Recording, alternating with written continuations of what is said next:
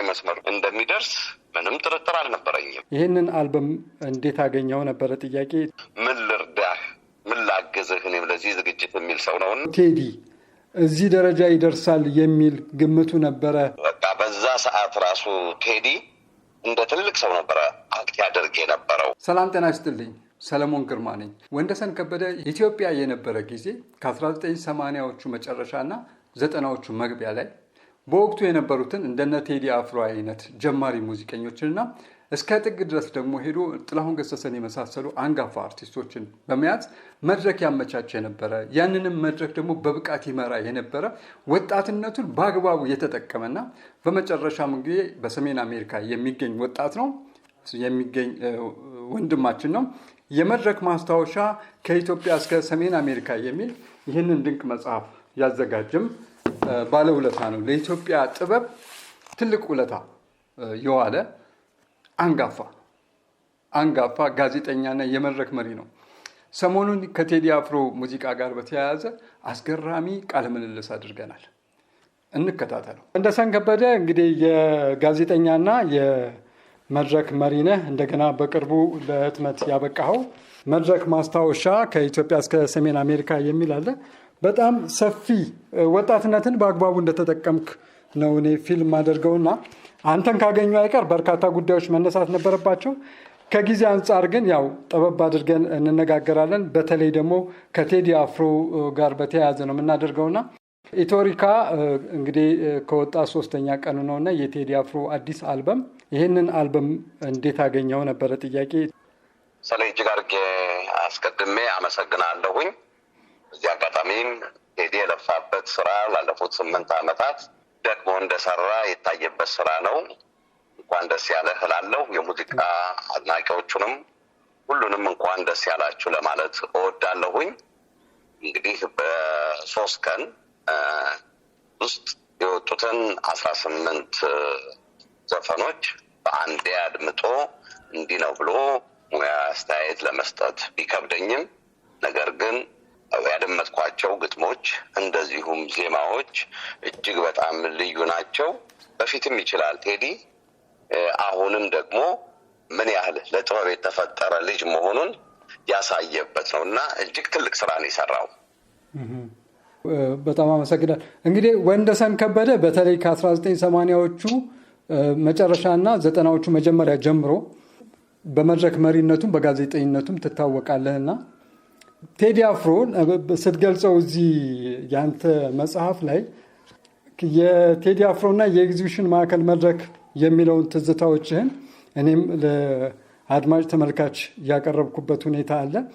ቴዲ አፍሮን መጀመሪያ ስታገኘው እንግዲህ አንተ የተለያዩ እንትኖችን አግኝተሃል፣ ጀማሪ ድምፃውያንን አግኝተሃል፣ ኮሜዲያንን አግኝተሃል እና ወደኋላ መለስ ብዬ ያኔ የነበረው ቴዲ እዚህ ደረጃ ይደርሳል የሚል ግምቱ ነበረ? ያኔ የነበረው አፕሮች እንዴት ነበረ? መልካም እንግዲህ ሰሌ ምንድነው በወቅቱ ቴዲ ወደ ኤግዚቢሽን ማዕከል መድረክ ሲመጣ ኤግዚቢሽን ማዕከል መድረክ ማግኘት ማለት እጅግ በጣም ትልቅ ነገር ነው። ምክንያቱም በርካታ ህዝብ የሚሰባሰብበት ነው። የጥበብ ባለሙያዎች ጥበባቸውን የሚያሳዩበት ነው። ከጀማሪ እስከ አንጋፋ ባለሙያዎች አዲስ አበባ ኤግዚቢሽን ማዕከልን ያረገጠ የለም። አሁን ላሉ ትልልቅ ድምፃያኖችም የአዲስ አበባ ኤግዚቢሽን ማዕከል መድረክ በር የከፈተ መድረክ ነው። ቴዲ በወቅቱ በጀማሪነት እንግዲህ ወደ ኤግዚቢሽን ማዕከል ሲመጣ ኤክስፕረስ ባንድ ጋር፣ ከአክሱማይት ጋር፣ ከሴቨንስ ኢንተርናሽናል ባንድ ጋር ይሰራ ነበረ። በተለይ የመድረክ ዲሲፕሊኑ ከአለባበስ ጀምሮ ያነጋገር ስርዓቱ በቃ በዛ ሰዓት ራሱ ቴዲ እንደ ትልቅ ሰው ነበረ አክት ያደርግ የነበረው። ከዛ ደግሞ በወቅቱ ይጫወታቸው የነበሩት ዜማዎች የነ ቴዎድሮስ ታደሰን በተለይ የአገሬን አረሳም፣ የነ ነዋይ ደበበን የጉራግኛ ዘፈን፣ የነጋሽ መሐሙድን ዘፈኖች ጥሩ አድርጎ ይጫወት ነበረ። በወቅቱም እጅግ በጣም ተወዳጅ ነበረ። ያ አልበሙ ደግሞ የመጀመሪያው አልበም ሊወጣ ሲል ደግሞ ተገቢው በሆነ መልኩ በመድረክ ላይ ተስፋ የተጣለበት ባለሙያ ነው። በቅርቡ ወደ መድረክ የራሱን አልበም ይዞ ይመጣል፣ እባካችሁን ሞራል ያስፈልገዋል፣ እንዲህ እያልን ከፍተኛ ቅስቀሳ እናደርግ ነበረ ከወንድሜ ከጋዜጠኛ ቢኒያም ጋር። እነዚህ ሁሉ በቪዲዮዎች ሁሉ የተቀመጡ ናቸው። እንደምታየው እንግዲህ እዛ ላይ በመጽሐፌ እንደገለጽኩት በርካታ ፎቶግራፍ እና ፖስተሮች እንዳሰባሰብኩት ሁሉ ከ3000 በላይ ፎቶግራፎች አሉኝ የባለሙያዎች። እንደዚሁም ደግሞ እጅግ በርካታ ቪዲዮዎች አሉኝ አርቲስቶች ገና የመጀመሪያ መድረካቸውን ሲሰሩ ጀማሪ ሆነው እነ አብዱ ኪያር፣ እነ ጸደኒያ፣ እነ ሸዋንዳኝ በርካቶች ማለት ከ30 በላይ ድምፃያኖች የመጀመሪያ አልበም ከማውጣታቸው በፊት ጀማሪ ሆነው ወደ መድረክ ሲመጡ የሚያሳይ የቪዲዮ ክምችትም አለኝ። ስለዚህ ቴዲ በወቅቱ ይሰራ የነበረውን ትልቅ ራዕይ እንዳለው ያስታውቅ ነበር እና እዚህ ደረጃ ላይ እንደሚደርስ ምንም ጥርጥር አልነበረኝም። አሁን ደግሞ ያለበትን ቦታ ሳይ እጅግ ትልቅ ኩራት ይሰማኛል። በዚህ ላይ ደግሞ ቴዲ እጅግ ቅንነት ነው ያለው። ምናልባት እዚህ የመጽሐፍ ምረቃውን በአሜሪካ የተካሄደውን አይተው ከሆነ ትንሽ ለማሰማት ሞክረናል። እዛ ላይም እኛ የኢትዮጵያ ሙዚቃ ፌስቲቫል የተባለ በ90ዎቹ እጅግ ተወዳጅ የሆነ የሙዚቃ ኮንሰርት አብራኝ ከነበረች ከቴም ከባልደረባይም አልማዝ ደምሴ ጋር እንሰራ ነበርና በወቅቱ ለዝግጅቱ መቀስቀሻ የሚሆን ጂንግል እሱና ትዕግስት በቀለ እንዴት አድርገው አሳምረው ከዛ እንዴት አድርገን እንቀሰቀስበት እንደነበር አስታውሳለሁ። ቅንነት አለው ቴዲ። መጥቶ ወደ አንተ ተጠግቶ ምን ልርዳህ፣ ምን ላግዝህ እኔም ለዚህ ዝግጅት የሚል ሰው ነውና እንኳንም እዚህ አይነት ቦታ ላይ ደረሰ። ደስ ብሎኛል። እጅግ የምወደውና ማከብረው ወዳጄ ነው። በጣም አመሰግናለሁኝ ወዳጄ ወንደሰን። አንዳንድ ጥያቄዎች ልጨምርና በመጽሐፍ ላይ የአንጋፋዎቹ ቀይ መስመሮች ብለህ የነ ጥላሁን ገሰሰን የነ መሐሙድ አህመድን ያን ትውልድ ቀይ መስመሮች ገልጸህ ነበርና ወደ ቴዲ ትውልድ በምንመጣበት ሰዓት ቴዲ አፍሮና ጓደኞቹ በወቅቱ የነበረው ትውልድ ቀይ መስመሮች ነበሩት። እነሱንስ መግለጽ ይቻላል? በተለይ ቴዲ ነበሩት። አዎ ምንድነው የነበረው የቴዲ ቀይ መስመር ብዬ ደግሞ የማስበው በተጠራበት መድረክ ላይ በወቅቱ አዲስ አበባ ኤግዚቢሽን ማዕከል በነበረበት ሰዓት ላይ በነበረበት መድረክ ላይ ከአለባበሱ ጭምር ነው። ከአለባበሱ ጭምር የነበረው ዲሲፕሊን ሰዓት አክብሮ ነው የሚመጣው። ከስቴጅ ጀርባ ላይ ለምሳሌ ኤግዚቢሽን ማዕከል ሬስቶራንት አለ። እዛው ግቢ ውስጥ ሰዓት እስኪደርስ ለምሳሌ 1-2 ብለው ንግባ የሚሉ ሰዎች ይኖራሉ። አልኮል መጠጥ ምናምን። ቴዲ ግን እጁ ላይ የምታየው ለስላሳ መጠጥ ነው። በምንም አይነት ታምር ቴዲ በስራ ላይ አልኮል ይዞ አጋጥሞኝ አያውቅም እና በጣም ዲሲፕሊን ነው። ስራውን ያከብራል። በተገቢው መልክ ሰርቶ ለህዝቡ ያለው ከበሬታና አክብሮትንም የሚገልጽበት አኳኋን ይሄ ቴዲ በወቅቱ መለያው ነበሩ። የሚገርም ነው። ራሱን ያስከበረ ልጅ ነው። የሚገርም ነው። አርቲስት ጥላሁን ገሰሰ በዊልቸር ሆኖ ቴዲ አፍሮ ደግሞ እንደዚሁ የመጀመሪያዎቹን ስራዎች ይዞ እንደመጣ አንተ ትመስለኛለህ መድረክ አጋፋሪ የነበርከውና ቃል ኪዳን የገባበት መድረክ ስለሱ ልትገልጽልኝ ትችላለህ? ትመስለኛለህ ነው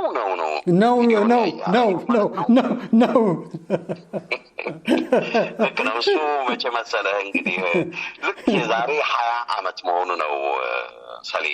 የዛሬ 20 ዓመት በ2006 በፈረንጆቹ አቆጣጠር ሎስ አንጀለስ ኮሊጂየም ስቴዲየም ነበረ ሰሜን አሜሪካ የኢትዮጵያ እግር ኳስ ፌዴሬሽን ዓመታዊ በዓል የሚካሄደው።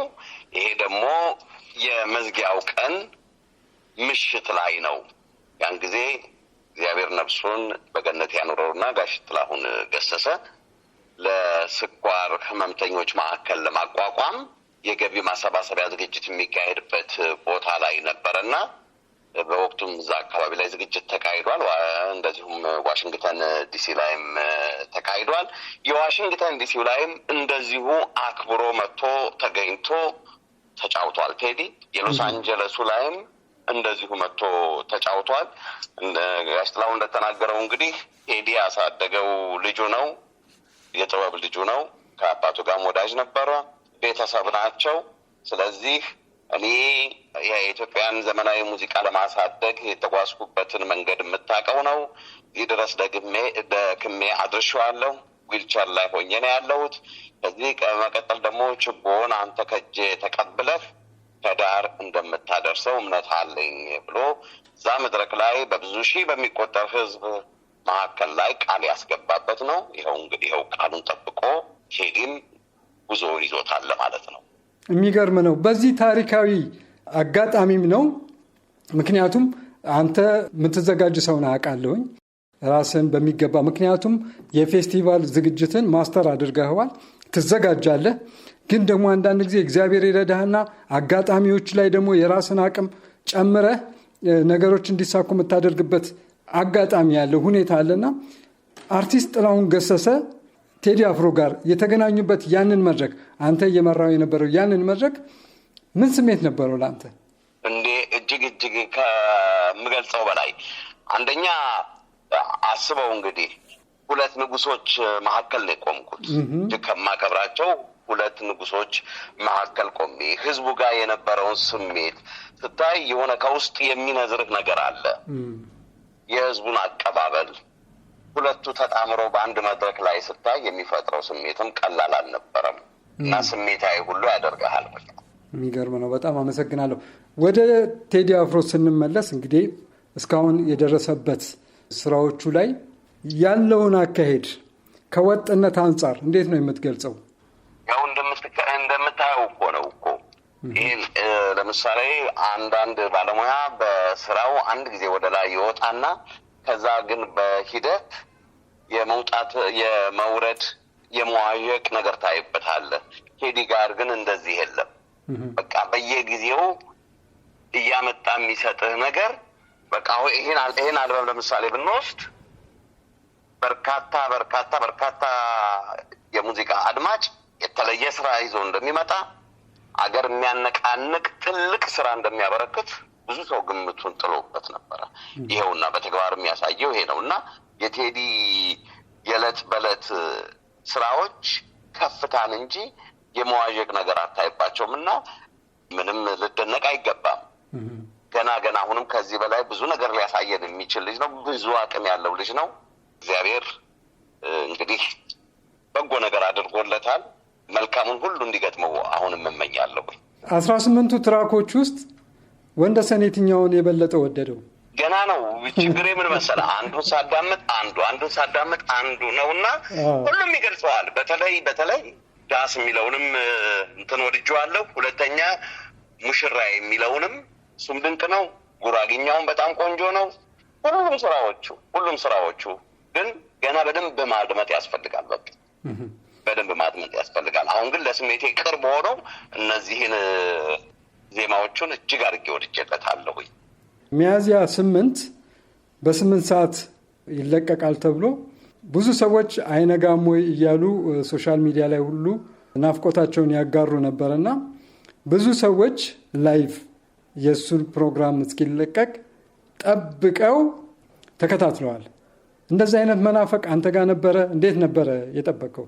አዎ ያው የሰዓት ልዩነት ስላለ እናንተ ጋር ከቀኑ 8 ሰዓት ሲወጣ እኛ ጋር ደግሞ ከሌሊቱ 1 ሰዓት ነው የሚሆነው። እኩለ ሌሊት አልፎና በዛ ሰዓት ተነስቼ እንኳን አላዳመጥኩኝም። ሲነጋ ግን ከዕለቱ ጸሎት በኋላ ግን ወደ ዘፈኖቹ ነው ይሄ ያደመጥኩት። ጉጉት ነበር። ለዛ ነው በቃ እንደው የመጀመሪያ የሚገርም አይነት ነገር እያልኩ ነበር ያየሁት። ይኸው በሚያስደንቅ ሁኔታ አንዱ ዘፈን ወደ 7 ሚሊዮን 3 ሚሊዮን ምናምን በጣም የሚገርም ወደ 40 ሚሊዮን በላይ ነው እንግዲህ በ3 ቀን አጠቃላይ እንትኖቹ የታዩትና ገና ነው ይሄ ገና 3ኛ ቀን እኮ ነው። ገና ሰው ገና ማጣጣም አልጀመረም። ገና ነው በቃ በናፍቆት የተለቀቀለትን እያደመጠ ያለውና ገና ከዚህ በላይ ነው የምጠብቀው። እይታው ገና ነው አልተነካም ብዬ ነው የማስበው። ገና ቴዲ ሁሉ ጊዜ አወዛጋቢ ነው ይላሉ ሰዎችና በዚህ ትስማማለህ? እንደየሰው አመለካከት ነው፣ እንደምሰጠው ትርጓሜ ነው። እሱ ባለሙያ ነው። ቲፎዞ ለማግኘት ወይም ደግሞ አወዛጋቢ ሆኖ ለመቅረብ ያደርጋል ብዬ እኔ አላስብም። በቃ ባለሙያ ነው፣ የጥበብ ሰው ነው። አንተም ለጥበቡ ቅርብ ነህ፣ ታውቀዋለህ አይደለ? ስለዚህ ለምሳሌ እሱ ሙዚቀኛ ነው፣ ገጣሚ ነው፣ የዜማ ደራሲ ነው። አንተ ጋዜጠኛ ነህ፣ ጸሐፊ ነህ አይደለ? ላወዛግብ ብለህ መቼም ዜና አትሰራም። ላወዛግብ ብለህ የሆነ አርቲክል አታቀርቡ። ቴዲም ውስጡ ስሜቱ የነገረውን በብዕሩ ካሰፈረ በኋላ በድምፁ ያዜመዋል። ይሄ ነው እንጂ እኔ አወዛጋቢ የሚለውን አልቀበልም። የሚያወዛገበው አድማጭ ጋር ሲደርስ እንዲህ ሊል ፈልጎ ነው እንዲያ ሊል ፈልጎ ነው የሚል ነው። እሱ ግን የጥበብ ስራውን ነው እየተወጣ የሚገኘው። እኔ እንደዚህ ነው ማምነው። ኢትዮሪካ ከወጣ በኋላ ቴዲን የማግኘት ድሉ ነበረ? ያው ጓደኛሞች ናችሁ፣ ወዳጅ ናችሁ እና አላገኘሁትም። አሁን ሰዓት ላይ ትንሽ ይረጋጋና አግኝቼ በደንብ ካጣጣምኩኝ በኋላ መደወል አይቀርም፣ እንኳን ደስ ያለህ ማለት አይቀርም። ለጊዜው አሁን ምንም አይነት ሶሻል ሚዲያ ስለማልጠቀም ነው እንጂ በሶሻል ሚዲያ ላይ የተሰማኝን የውስጤን ብገልጽ ደስ ይለኝ ነበረ። ይኸውና አንተ ጋር ባደረግነው ቆይታ ውስጥ ያለውን ነገር እንግዲህ በዚህ መልክ አስቀምጨዋለሁ። በጣም አመሰግናለሁ። አሁን ግብረ መልስን በተመለከተ ኢትዮጵያ ውስጥ በጣም ስሜታዊ የመሆን ነገር አለ። የተለያዩ ጽንፎች አሉ። አብዛኛው የምትመለከተው በእኔ ትዝብት በጣም ስለተወደደ ይመስለኛል እስከ 7 ሚሊዮን ተመልካች ያገኘውና በአጠቃላይ በአሜሪካ አንተ ባለህበትና በአውሮፓ ያሉት ወይም ደግሞ አንተ እርግጥ ፌስቡክም ቲክቶክም የለም፣ ሶሻል ሚዲያ የለም። ነገር ግን በተለያየ መንገድ የምታገኛቸው ግብረ መልሶች እንዴት ናቸው? እነሱን ነገሮች መግለጽ ይቻላል? እንዳውም እዚህ ያለው ሳይብስ ይቀራል ብለህ ነው ስሜቱን በመግለጽ እጅግ በርካታ ሰው በቃ ቃላት አጥቷል። የትም ቦታ ሄድ፣ ሬስቶራንት ሄድ፣ ኮፊ ሻፕ ሄድ፣ ሰው መኪና ውስጥ ከፍቶ የምትሰማው ይሄ ነው። ሌላ ርዕስም የለም እኮ በቃ ተረስቷል እኮ ምንም ነገር እኮ ተረስቶ የቴዲ ዘፈን ላይ ነው። በቃ በተለያየ መንገድ ስሜታችንን ገልጾልናል፣ በተለያየ መንገድ ውስጣችንን ገልጾልናል፣ ቴዲ እንዲህ አድርጎ አውጥቶልናል የሚል በተለያየ በፍቅርም በማህበራዊ ህይወትም በሁሉንም በዳሰሰ መልኩ በአገር ጉዳይም ተንፍሶልናል የሚል ትልቅ እምነት ነው ያሳደረውና ሰው ዘንድ ትልቅ መነጋገሪያ እጅግ ተወዳጅ ሆኗል። አሁን እንግዲህ ሰው መቼ ሆነ ወደዚህ የሚመጣው እያለ ነው የሚጠብቀው። እንግዲህ ከ1-2 ወር በኋላ እንግዲህ ያው የእግር ኳስ ዝግጅቱም አሉ፣ የተለያዩ ኢቨንቶች ይኖራሉ። በጋ በመሆኑ እኛ አካባቢ ላይ እንግዲህ እዚህ መጥቶ ደግሞ እጅግ ከሚወደው ከሚናፍቀው ህብረተሰብ ጋር ይገናኛል የሚል እምነት አለኝ። ወደ መጨረሻ ጥያቄዎች እየመጣሁ ነኝ። ወደ አንተ ነው ትኩረት የማደርገው። እንግዲህ ወንደሰን ከበደ የእኛ ትውልድ ነው፣ የ90ዎቹ ነው እና የምትታወቀው እንግዲህ ከሀገር ቤት እስክትወጣ ድረስ ኢትዮጵያ ውስጥ በደንብ ትታወቃለህ። ያኔ ሶሻል ሚዲያ የለም፣ መደበኛው ሚዲያ ነው ያለው። ከዛ ውጭ ደግሞ እናንተ የምታዘጋጇቸው መድረኮች ናቸው ያሉትና ይሄኛው ትውልድ አሁን ያውቀኛል ብለህ ታስባለህ? ምናልባት ክፍተቱንና ይህንን ክፍተት ለማስታረቅ የሚደረጉ ጥረቶችን ለማንሳት ፈልጌ ነው። ወንዴ እንግዲህ እንትን ነው ለምሳሌ በፊት የነበሩ ሙዚቀኞች ያንን ይሄዱበት የነበረው መንገድ እስካላቋረጡ ድረስ ከህብረተሰቡ ጋር የሚገናኙበት መንገድ ይኖራል። ምናልባት እኔ ሶሻል ሚዲያው ላይ ጠንከር ባለ መልኩ አልመጣሁኝም። የመምጣቱ ሀሳብ አለኝ። አሁንም አንድ ትልቅ ስራ እየሰራሁ ነው ያለሁት ከወዳጆቼ ጋር። ያንን ይዤ ከመጣሁ ወዲህ በተለያዩ ሶሻል ሚዲያዎች ላይ በተግባራዎች ላይ እንመጣለን። ያንን አስባለሁኝ። እንግዲህ ይሄኛው ለምሳሌ የነበረውን ክፍተት ይሞላል ብዬ ከማስባቸው መካከል አሁን ካለው ጄኔሬሽን ጋር የወጣው መጽሐፍ ያንን የመለሰ ይመስለኛል። በሀገር ውስጥም በውጭም ያለው እንግዲህ ደግሞ ሌላውን በሂደት የምናየው ይሆናል። ዋናው በሙያዬ ምን አበርክቻለሁኝ፣ በቀጣይስ ምን ማድረግ አለብኝ የሚለው ብቻ ነው ሊያሳስበኝ የሚችለው። በጣም አመሰግናለሁ ወንደሰን ከበደ። እንግዲህ ትናንትናም የመድረክ ስራ ነበረ፣ በቂ እንቅልፍም አላገኘህም። ዛሬ እንግዲህ እኔም አስቸግሬ ነው ይህንን ቃለ ምልልስ የሰጠኝ፣ እንደ ወዳጅ እንደ ጓደኛ የሰጠኝ ነው። እጅግ በጣም አድርጌ አመሰግናለሁ። በዚህ አጋጣሚ ግን ለመጨረሻ ጊዜ የማነሳልህ ጥያቄ ለቴዲ አፍሮና ለእሱ አድናቂዎች የምታስተላልፈው መልእክት ካለ እሱን እናዳምጥና እንጨርስ። ለቴዲ እንግዲህ ማስተላልፈው መልእክት የቴዲን አልበም እጅግ የተዋጣ እንደሚሆን ጠብቄ ነበረ። ነገር ግን እንደው ከግምቴም በላይ በቃላት ገልጸው ከምችለው በላይ ትልቅ ስራ ነው ያቀረበውና አድናቆቴን ደጋግሜ መግለጽ እፈልጋለሁ። ለአድናቂዎቹም ደግሞ በስስትና በጉጉት ተጠብቁት የነበረው ባለሙያ እንዲህ አይነት ትልቅ ስራ ይዞ መጥቷል። አንዳንድ ሰው ቆይቶም የማይረባ ስራ ይዞ ሊወጣ ይችላል። 8 ዓመት ግን ከዛም በላይ ቢቆይ የሚያስቆጭ አይደለም። በቃ 8 ዓመት ምን ያደርግ እንደነበረ ያሳየበት ስራ ነውና ቴዲ እናንተንም እንኳን ደስ ያላችሁ ላለሁኝ አድናቂዎቹን ለሰጠኝ ድል ወዳጄ ሰለሞን እጅግ አድርጌ አመሰግናለሁ። እግዚአብሔር ደግሞ በሰላም ያገናኘን። ሰሌ በጣም አመሰግናለሁኝ።